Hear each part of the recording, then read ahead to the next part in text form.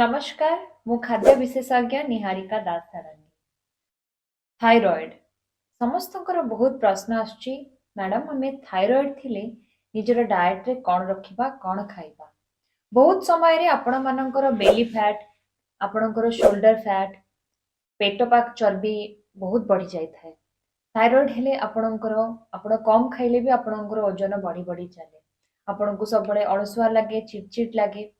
निज डाएट द्वारा आपण थायराइड को किभଳି भाबरे नियंत्रण करिवे। प्रथमे मन रखिबे जदि आपणको थायराइड रोग हेछि ताले आपणकर मेटाबॉलिज्म कमी जाउछि। मेटाबॉलिज्म को बढ़ेबा पई आपण दैनंदिन भाबरे व्यायाम करंतु।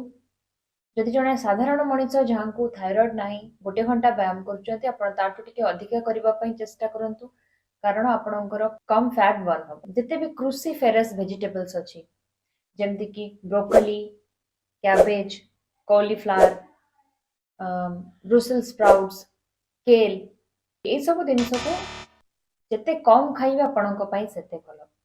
आदौ भी कमे पारिबे जदि खाइबे नियंत्रण रे खाइबे प्रत्येक दिन दिन को 2-3 थर खाइबे नाही।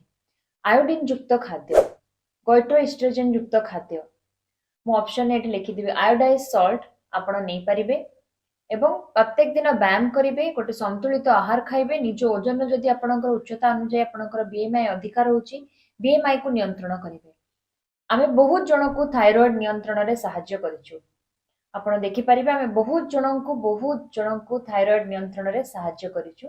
आपण को भी आमे थायराइड नियंत्रण करिबा ओजन कमेबारे सहाय्य करि परिबे। जदि आपण थायराइड रे ओजन कमेबा पई चाहुचंती हाइपोथायराइडिज्म आपण को हेछि ओजन कमेबा पई चाहुचंती आमर ऑफिशियल नंबर रे हमको आज ही व्हाट्सएप करंतु।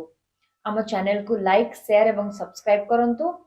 निश्चिंत भाव में फॉलो करंतु। जदि आपन को कोनोसी कस्टमाइज होममेड डाइट प्लान दरकार ताले आम ऑफिशियल नंबर रे व्हाट्सएप करंतु। Thank you.